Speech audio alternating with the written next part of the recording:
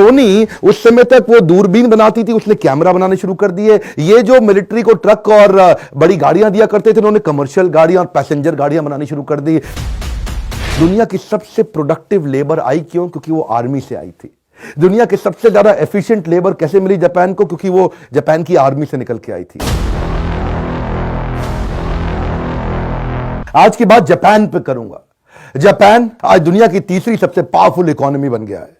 मैं इसके थोड़े हिस्ट्री से आपको आराम आराम से आज लेके जाऊंगा। तब तक इनकी आर्मी लीडरशिप, इनकी मिलिट्री लीडरशिप बहुत स्ट्रांग थी, क्योंकि इनके वो जो कॉलोनियल एम्बिशन थे ना, मैं हर देश को जीतता जाऊं। जापान में डीमिलिटराइजेशन पूरी तरह एस्टैब्लिश हो गया। अब मिलिट्री पे पैसा लगाना नहीं।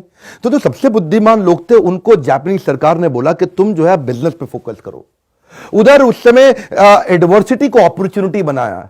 जो लोग स्ट्रांगली मेंटल हो रहे थे, वो मेंटली स्ट्रांग हो गए। जिनका होपलेस एंड था, एंडलेस होप बिल्ड कर दिया। हिरोशिमा नागासाकी में नुकसान इतना हुआ कि आज तक लोग अंधे, लंगड़े, गूंगे पैदा होते रहे हैं वहां पे। क्षमा चाहता हूं, कठोर शब्द है मैं जानता हूं, लेकिन इतनी तकलीफें रही, उसके कारण ये लोग रुके नहीं वहां पे। अपने देशवासियों को बताते थे कि तुम सब एशियन से ज्यादा पावरफुल हो, तुम सब गोरों को भी हरा सकते हो, उखाड़ सकते हो। लोगों को वापस खड़ा किया।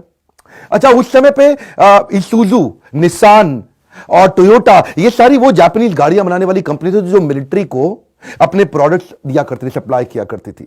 सोनी उस समय तक वो दूरबीन बनाती थी, उसने कैमरा बनाने शुरू कर दिए। ये जो मिलिट्री को ट्रक और बड़ी गाड़ियां दिया करते थे, उन्होंने कमर्शियल गाड़ियां और पैसेंजर गाड़ियां बनानी शुरू कर दी। और वही बुद्धिमान लोग जो आर्मी में थे और जो कर्मठ और मेहनती डिसिप्लिन लोग थे, वो सब के सब अब बिजनेस में आ गए।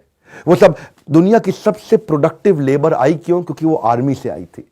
दुनिया के सबसे ज्यादा एफिशिएंट लेबर कैसे मिली जापान को? क्योंकि वो जापान की आर्मी से निकल के आई थी। और ये लोगों ने अब उस पूरे के पूरे फोकस को बिजनेस के अंदर डाल दिया। आप और मैं आसानी से इस वीडियो को देख रहे हैं, पर यह आसान नहीं है। 20 साल के अंदर टोक्यो ओलंपिक्स, आज भारत को स्वतंत्र हुए लगभग 72 साल हो गए। आज तक ओलंपिक्स का सपना नहीं हुआ। एक एशियन गेम्स, उसके बाद कॉमनवेल्थ गेम्स, CWG के घोटाले सब जानते हैं।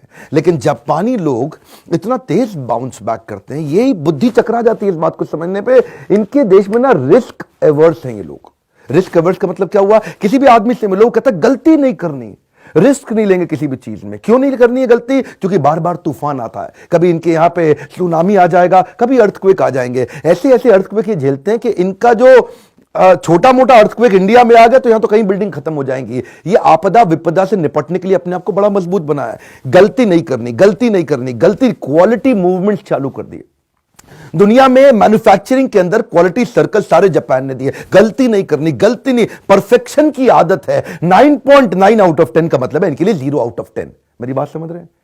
पार्ट पर मिलियन, एक मिलियन प्रोडक्ट बनाएंगे अपनी असेंबली लाइन में, मैन्युफैक्चरिंग में। गलती नहीं करनी, गलती नहीं करनी। क्वालिटी सर्कल इनके दिमाग में घुस गया। अब कोई गलती नहीं करनी। वो गलती ना करने के चक्कर में ये परफेक्शन के नजदीक आ गए। क्वालिटी, ड्यूरेबिलिटी, रिलायबिलिटी, पूरी दुनिया में जापान का नाम हो गया। दुनिया में सबसे पहले काइजन जापान तो लेकर के आया।